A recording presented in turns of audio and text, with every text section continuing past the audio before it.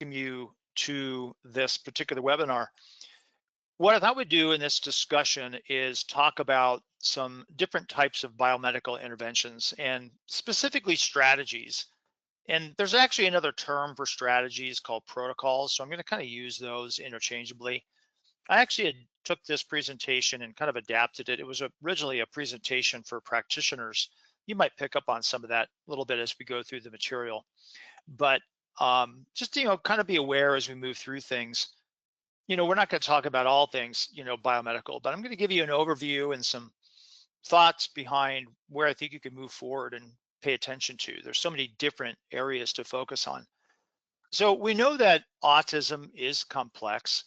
In my view, as a physician having worked in this field for 30 years, I look at it not purely as a neurodevelopmental disorder, but as a medical condition for many kids, particularly those who are regressive and have various comorbid conditions. Certainly the profoundly autistic, with all of their problems, generally have some underlying biological problem that's happening, whether things are rooted at the genetic level, whether things are happening within the gut, whether things are occurring from methylation or detox problems. Generally, all of these things to some degree are affecting individuals with autism. So years ago, I developed something called the 4-pillar approach. And those pillars are dietary intervention, foundational supplements, digestive system intervention, and then methylation. It wasn't as though these were the only things to focus on, but these are really foundational with regards to anything that we do moving forward with other types of intervention, whether it's leucovorin or antivirals or hyperbaric or stem cells or whatever it may be. Generally, the vast majority of individuals with autism benefit by dietary intervention, foundational supplementation, working on gut function, looking at Clostridia, looking at Candida, and then of course, methylation imbalances. And so if these are sort of our foundations, they never disappear. So they're always supported as time goes on, as we step and move into more targeted or other interventions, for example, that may be helpful for some individuals. And often in medicine, people are looking for protocols, sort of steps to follow, strategies to implement. That's why I mentioned protocols, or can also be known as strategies. So I'm going to give you some just ideas on some things that you should consider if you're a parent with a child with autism, or maybe a teenager, adult, caregiver, or if you're a practitioner listening to this as well. So what exactly is a protocol? Well, it's an explicit, detailed plan of an experiment. Basically, I pull this up from kind of traditional information on protocols. A written set of instructions, an outline, a detailed plan, whatever that might be. You could also call it a strategy. Something like methyl B12, there's typically protocols for implementing methyl B12, particularly subcutaneous injections of methyl B12 for individuals with autism. And so it would be considered a protocol. But something that's really important to understand when it comes to protocols or strategies, essentially interchanging those terms, is that no protocol or strategy is 100% effective 100% of the time. And there are many different ways of moving forward with this. And I want to give you an example of something that's relatively common. So aggression and self-injury behavior. In fact, I just had consults earlier today where this was a particular problem. And somebody might say, well, what is the protocol or what is the strategy for self-injurious behavior or aggression? Well, it really comes down to what's causing it. I mean, that ultimately has to be answered as best as possible, because there can be multiple things that trigger a child to become aggressive or self-injurious. You have to know, is it continuous, or perhaps it's intermittent, perhaps it's situational. Maybe it only happens at school, or it only happens with a particular therapist. Not every problem in this particular world of autism is occurring because of some underlying medical issue. We know that diet infractions can often be a trigger for aggression and self-injury. The consumption of artificial colors or phenols or flavorings can be a trigger for some kids who are quite sensitive. I've had kids who trigger into aggression and self-injurious behavior seasonally because of severe allergies, for example. And then, of course, unfortunately, many kids can't tell you or explain to them how they feel. And they might be having a headache. They could have severe constipation that's leading to gut pain. And that could be a reason for their self-interest behavior because purely they don't feel well. And so we do things, we implement testing to try to rule out as best as possible, or perhaps rule in options to intervene. An organic acids test can look at various Clostridia compounds that are known to trigger behavioral problems. We know that high oxalate found on an organic acid test can also lead to behavioral problems because these oxalates cause pain and inflammation in the body. We might have a child who has severe constipation, or even worse, has some type of inflammatory bowel disease, and that certainly can be a trigger for their behavioral problems. And this was a case for many years ago. It's quite interesting. This was a 7-year-old child at the time of my consult. At the age of 2, they had been diagnosed with autism, and their autistic issues were lack of expressive language, poor social interaction, self-stimulatory behavior, typical things. But interestingly, there was a history of projectile vomiting that occurred around the age of 1. Now, the pediatrician suspected this was reflux, but they never really went much further than that. The child was generally fussy and picky as far as what they would eat, particularly around mealtime. In fact, they'd get very angry and just really kind of push back as far as their reluctance to eat around mealtime, which was really kind of unusual. They had significant behavioral problems in the spring. So they would get self-injurious behavior, head banging. The child would bite their hands, and aggression. And as I mentioned, particularly aggression around mealtime. So what was interesting is the aggression with regards to seasonal changes really escalated when the family had moved from Texas to Kentucky. He started having a lot of allergy symptoms, itchy eyes, runny nose, sneezing, for example. They had gone on Zyrtec to try to help with that. It provided some relief, but the child still continued with aggressive behavior around meals. So they were eventually referred to a pediatric GI specialist who performed an endoscopy, and it turned out the child had something called eosinophilic esophagitis. And this is a condition where eosinophils, part of our immune system, infiltrates into the epithelial tissue of the esophagus, and it's very painful. And so in this particular circumstance, it made sense why the child was not wanting to eat. It was because it was causing pain, but he just couldn't express that to his parents. So it took an astute doctor to kind of recognize that, and actually for this child to get scoped. So too much can easily be passed over by just assuming all problems with autistic children with autism is because of their autism. And what was interesting was they actually did some dietary change. The child went on Zantac to lower stomach acid, restricted diet, and there was massive improvement in his behavior. And then also was eventually in time ready to get, got back to, fairly regular eating behaviors. So there are many factors that can affect a protocol or use strategy. Certainly the age, the ability to actually administer an intervention can be difficult. Some little kids, it's really hard to get them to swallow capsules. Taste is always a factor. Texture is always a factor of different supplements or different foods. Their digestive function, are they constipated? Are they having diarrhea? Is there inflammation? The environment, what type of environment does somebody live in? What are they being exposed to? Chemicals, electronics, metals, for example, mold. And then genetics play a part, but largely in autism, genetics are not a massive player. That's not to say they don't have some importance, but generally other factors take precedence over than just some type of pure genetic problem.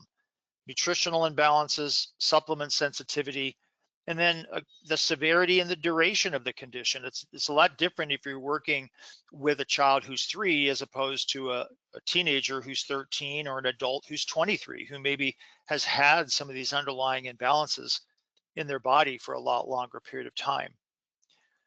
What we do know is that when we have dietary imbalances, so we're either reacting to certain foods, um, and we've got nutrient imbalances, whether it's B vitamins or essential fatty acids or digestive system problems, all of those things can negatively affect the methylation cycle. And think about methylation as being linked to the folate cycle. So a lot of people talking today about the use of leucovorin.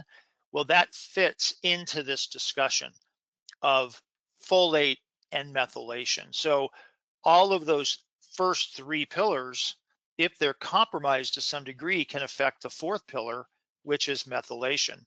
And methylation problems in autism have been well known, going back to the seminal paper by Dr. Jill James in 2004, where they actually documented high levels of oxidative stress and impaired methylation capacity that was greatly compromising these kids in their ability to regulate these biochemical systems. And this particular system is really important because it is intimately connected to brain and neurological function, to detoxification, to immune function, to awareness, to language, to eye contact, etc. And so anything that is putting stress or strain on this system will often compromise, again, the individual with autism's ability to function, neurotypically. In some cases, it's more profound than others. So there's no real two individuals with autism that are exactly alike. But the methylation folate problems are quite prevalent, and they are easily influenced, unfortunately, negatively by other factors that compromise their function. So that again could be gut problems with inflammation and oxidative stress, environmental chemicals, heavy metals, nutrient deficiencies, etc. And actually within the Autism Recovery System website, you have access to this particular book I wrote a number of years ago called The Amazing Benefits of Methyl B12 Therapy. So what is a first protocol? What is a first strategy that should be considered? Well, I do a lot of laboratory testing in my practice, and I mean, I'm not doing, 25 tests on every child, but I do start specifically with some key tests, particularly the organic acids test from Mosaic Diagnostics. Comprehensive stool test can be useful as a complement to the organic acid test, and then even looking at mycotoxins can be important too. Food IgG testing to look for food sensitivity. I like a hair metal test to give a snapshot of metal exposure and certain mineral imbalances. But if you came away from this lecture with one suggestion when it comes to test, that would be start with the organic acids test. That is an automatic for me because of the amount of information it provides. Let me first start with the gut and the discussion of the gut. And I actually want to just focus on stool testing because a lot of people will automatically go to a stool test as the first line test. And that's a good test. Stool tests are helpful to identify pathogen imbalances. You get a representation of beneficial bacteria. We get a representation of dysbiotic bacteria that all indicate some kind of imbalance within the digestive system. We know that the microbiome in its relationship to brain function is quite profound and very important. There's a lot of research behind that now as well. One of the upsides of doing a stool test is if you do detect certain fungus or certain bacteria, many times they'll do a culture and sensitivity, which helps you either as an individual, if you're using supplements, or if you're a practitioner, to kind of understand what is most sensitive against that specific bug. So in this particular case, you'll notice that Candida is a 1+. Well, it turns out that grapefruit seed extract is something that could be used against it with high effectiveness. We get a representation of markers of inflammation. A lot of kids with autism have inflammatory levels within the gut that compromises their digestion. It leads to sometimes diarrhea. Sometimes it can lead to bacterial and fungal imbalances. And we also know that the microbiome within the digestive system of individuals with autism greatly affects what's happening in the brain and nervous system. This was actually an article from 2013 where they were looking at the microbiome and what they call the gut-brain axis in autism. And they looked at animal studies that showed that when the animals were stressed, the composition of their microbiome changed, and not for the better. It actually increased vulnerability to inflammatory signaling in the gut. So we know that a lot of children with autism are highly stressed because of sensory dysregulation, motor dysregulation problems. So unfortunately, that can compromise their gut function back and forth. We know that stress inhibits gut contractions, and this can lead to compartmentalization of bacteria in places of the gut where it normally shouldn't be, like the small intestine.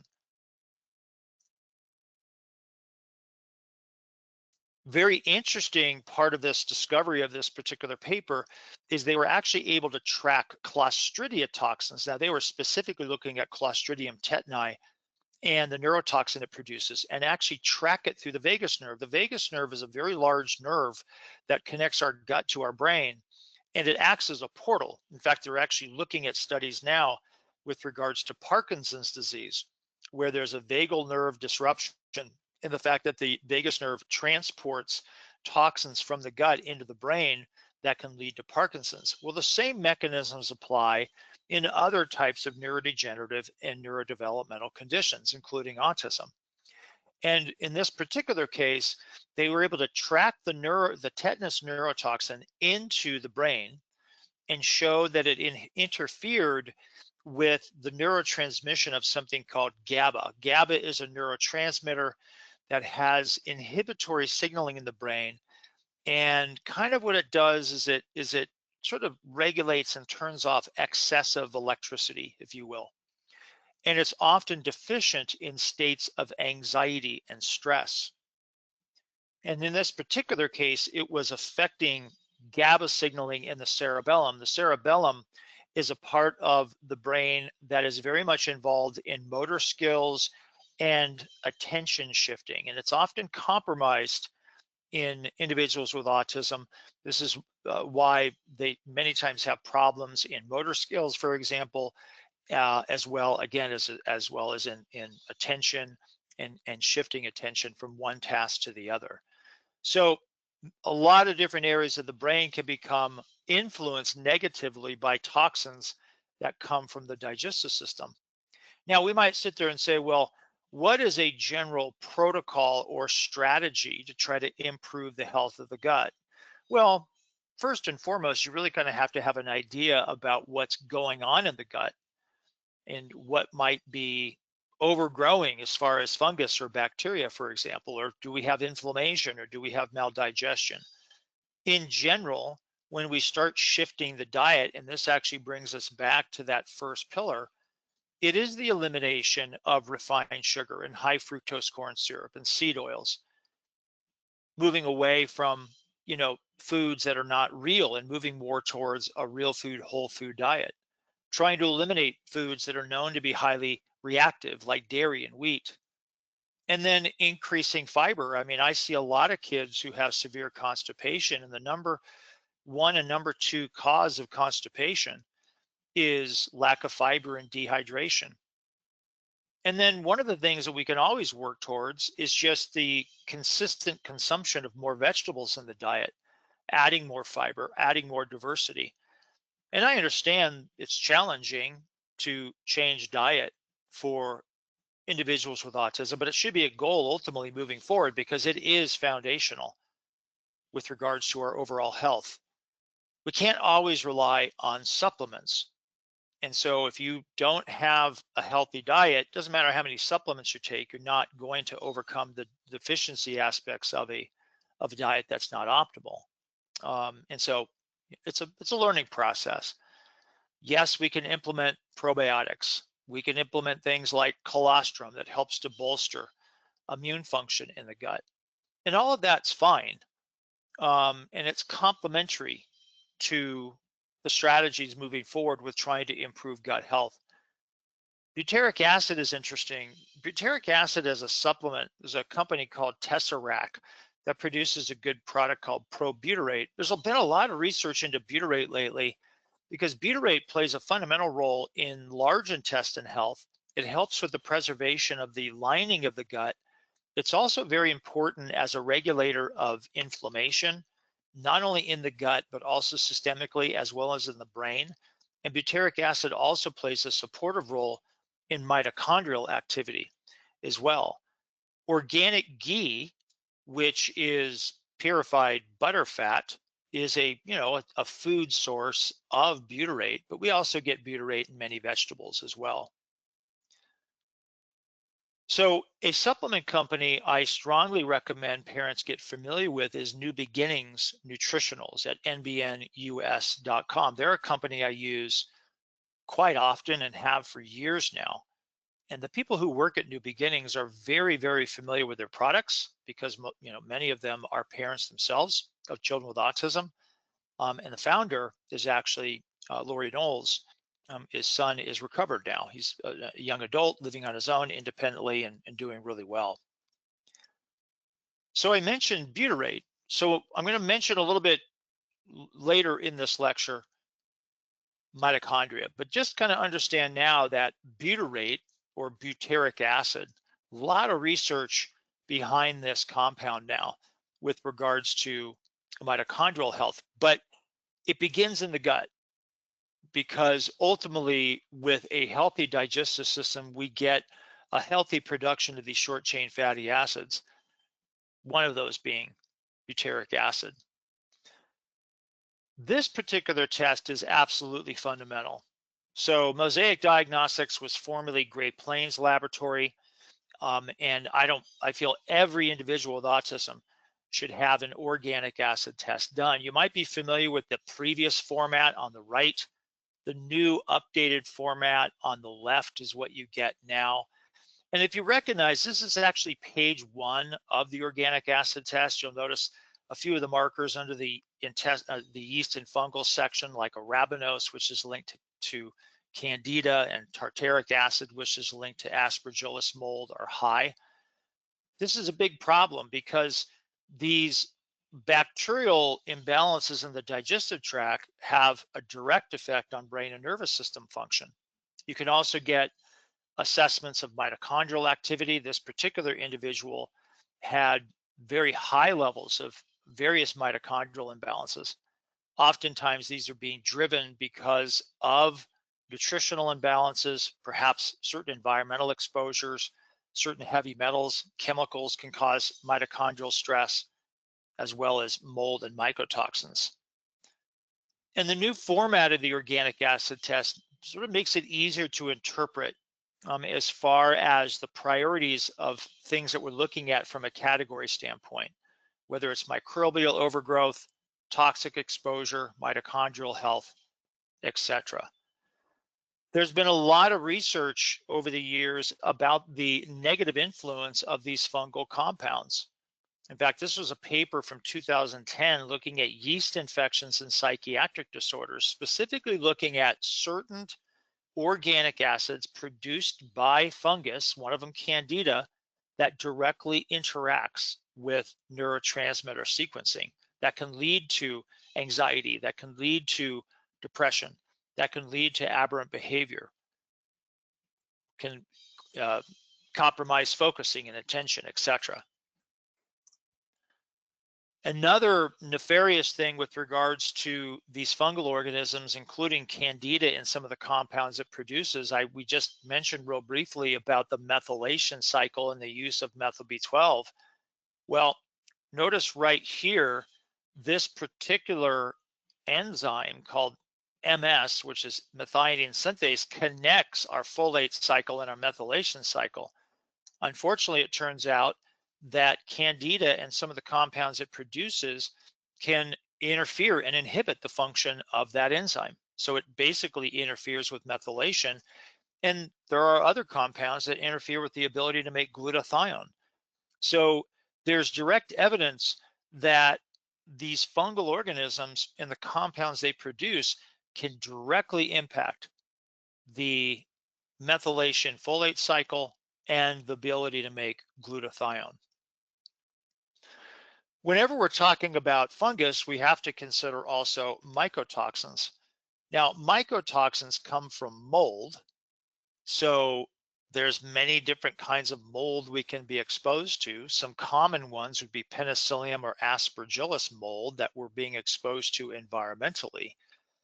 And the toxins they produce are mycotoxins that have their own adverse effects. They can damage the DNA, they can damage our mitochondria, they can cause glutathione depletion. We can get these exposed through our home. I've seen kids being exposed at school.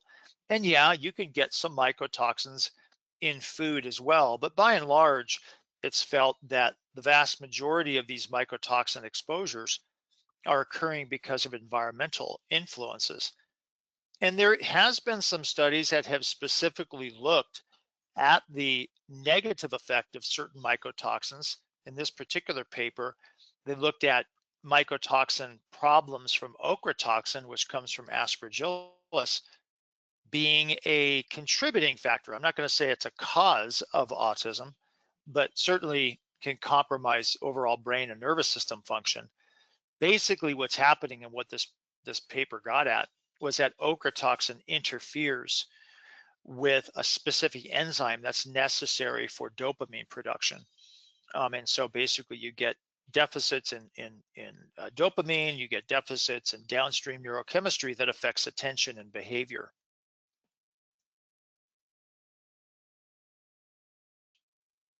And then again, the mitochondrial markers. A big thing that triggers a lot of these mitochondrial markers is the presence of mold. It's not the only cause, but it's often a significant factor in contributing to mitochondrial issues. And so a strategy or protocol moving forward for many of these kids is doing mitochondrial support. And one thing to keep in mind is that all of us have mitochondria. All of our cells have mitochondria, some more than others.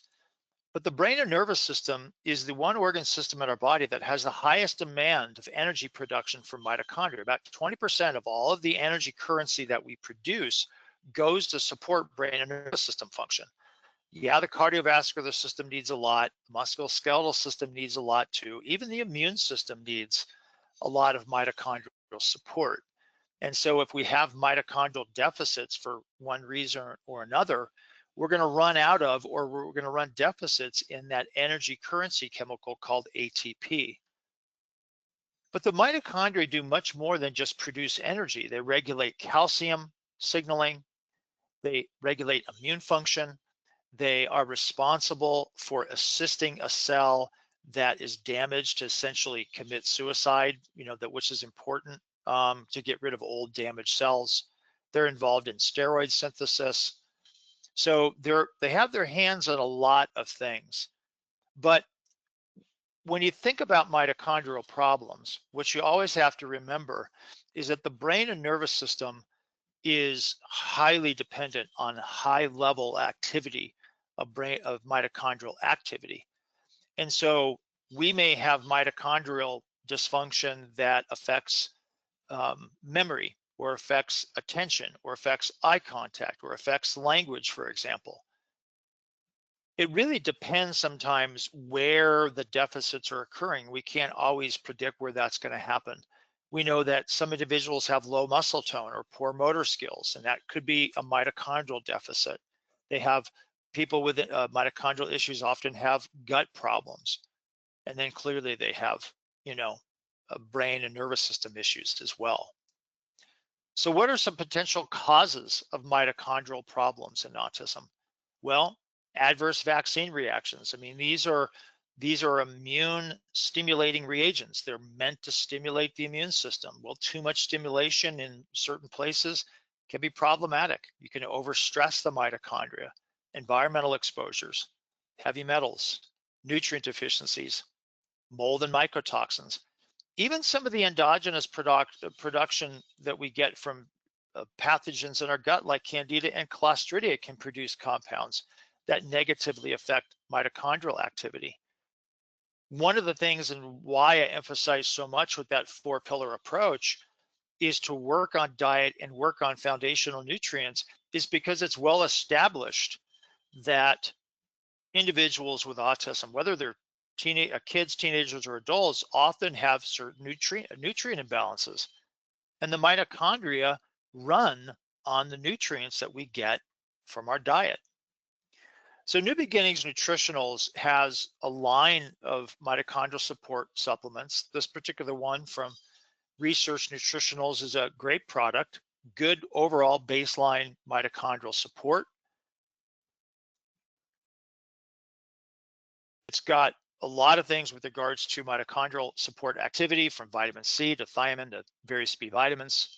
So a really, really good overall product. I use this a lot actually for teenagers and adults. And then there's nothing wrong with this particular product called Mitomate Daily. So it's actually a comprehensive multivitamin, mineral, and antioxidant. One thing to keep in mind is that when you are using a multivitamin, a multimineral, and antioxidant product, it's going to support mitochondrial activity. So it's not always about trying to run out and buy a product that markets itself to the mitochondria. You just have to understand what the ingredients are and understand that these combination products often have a number of different nutrients that are supportive for the cell function, including mitochondrial activity. Spectrum Needs is a product I've been using a lot of over the past number of years. The guy who developed it is a biochemist, geneticist, and it's a good product. It comes in a powder. It's generally well tolerated. You could consider this to be a good multivitamin, multimineral, and mitochondrial support. The reality is, and just like any protocol, it's not always going to work for everybody. Not every supplement is going to work 100%, but perhaps the way you want to see it work or be tolerated. Some of it's going to come down to taste, some of it's going to come down to texture, some of it's going to come down to, what you can actually get your child to do. But these particular products are, highly respectable and worthwhile to consider. That's why I always recommend reaching out to New Beginnings and talking to one of the representatives about which one might be the best fit for you. So this particular product, Spectrum Needs, again, is something I use quite a bit, and it is a very, very good product. So some general recommendations with regards to these products. The ATP 360, it's really kind of an all-around supplement, very much designed with the mitochondria in mind. The Mitomate Daily is really kind of an all-in-one product for mitochondrial support, plus you could consider it to be a multivitamin, multimineral. Generally a little bit used, a little bit older, autistic individuals, because it does come in a capsule form. It doesn't have CoQ10, so that is something that you'd have to add separately. And then that Spectrum Needs is really kind of an overall good all-in-one product, mitochondrial support, good multivitamin, multimineral, best for younger children with autism because it is in a powder form. And then it's also really just a good product for sensitive individuals. So if you have a child that's fairly sensitive to products, maybe you're a little bit reluctant to do a lot of B vitamins, that Spectrum Needs is a good way to go. So all of these are just different options, but by and large, with a lot of kids, I use that Spectrum Needs. CoQ10, something called ubiquinol, both could be helpful. Keep in mind, ubiquinol is the reduced form of CoQ10, so theoretically, it should be a little bit more functional within the mitochondria, but both could be helpful. The one big benefit of ubiquinol is it has a higher absorption, and unfortunately, it can be a little bit more expensive, but I generally use a lot of ubiquinol because it comes in the form that generally the mitochondria can use right away. The most important concept to understand is nearly every known nutrient is required in mitochondrial activity in one way or another, which brings us back to pillar one, which is about diet. We can't get away from the aspects of diet. We can get many nutrients through our food. So, and I mean, I'm not advocating people run out and start eating sardines or liver. I'm just trying to give some example that there are food sources of B vitamins. There are food sources of CoQ10, for example. There are food sources of magnesium, from avocados to almonds to bananas. There are food sources of sulfur and zinc, two things that are often deficient in children with autism. Broccoli, cabbage, cashews, grass-fed beef have, zinc, etc.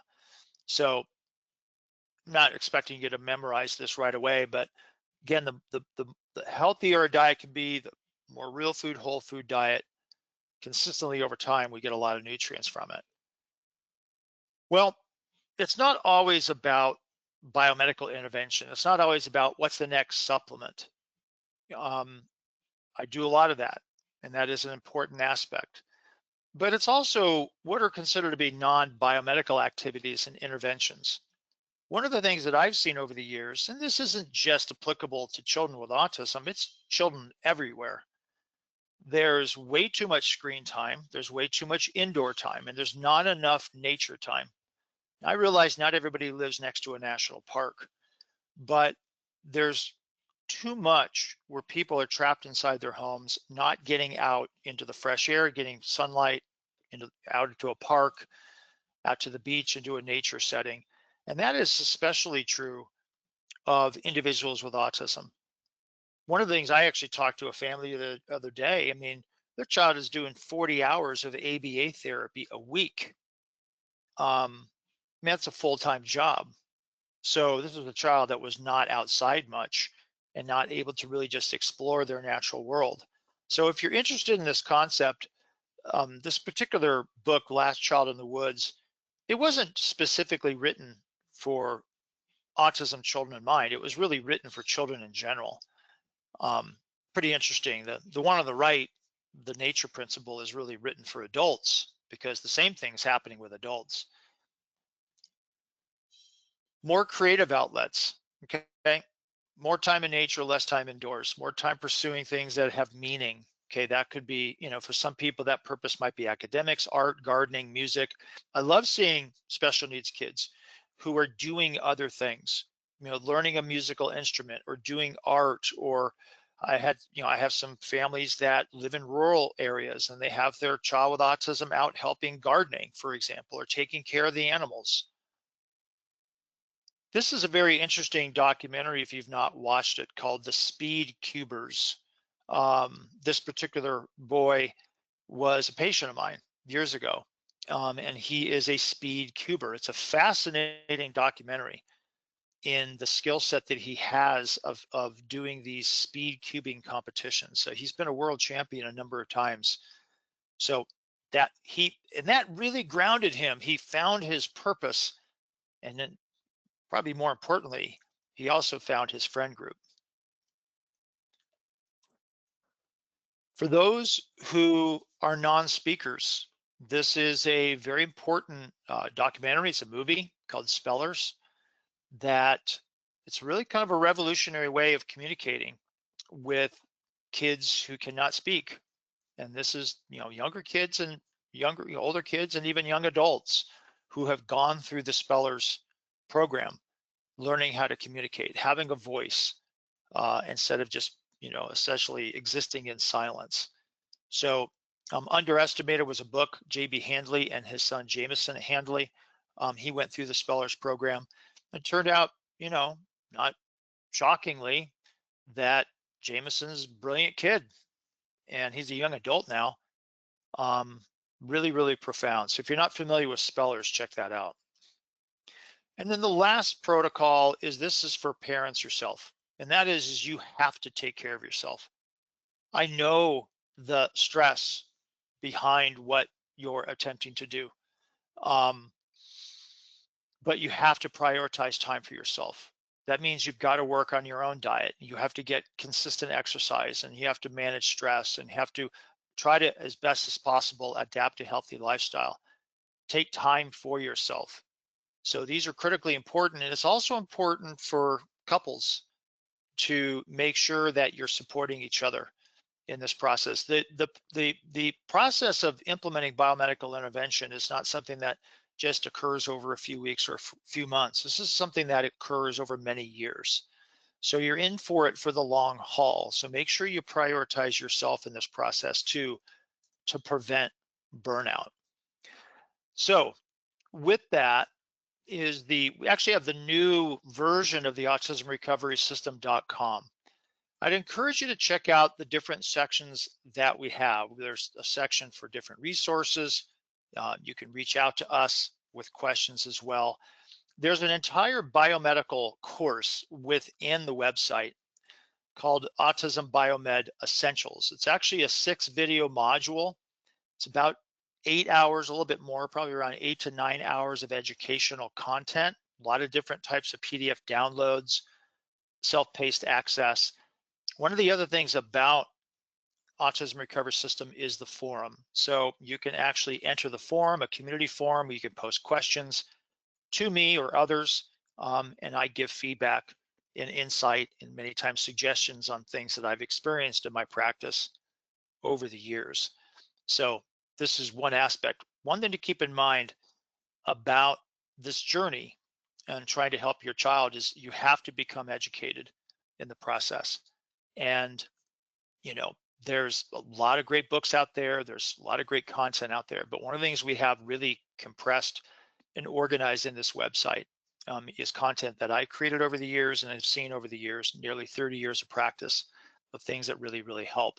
And one of the best places to start is with this particular course.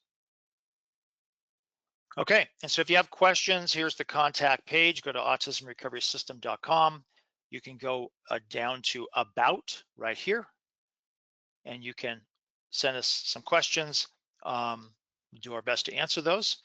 Check out the website and look forward to interacting with you and helping you where we can. So I'm Dr. Kurt Woeller for Autism Recovery System. Thank you.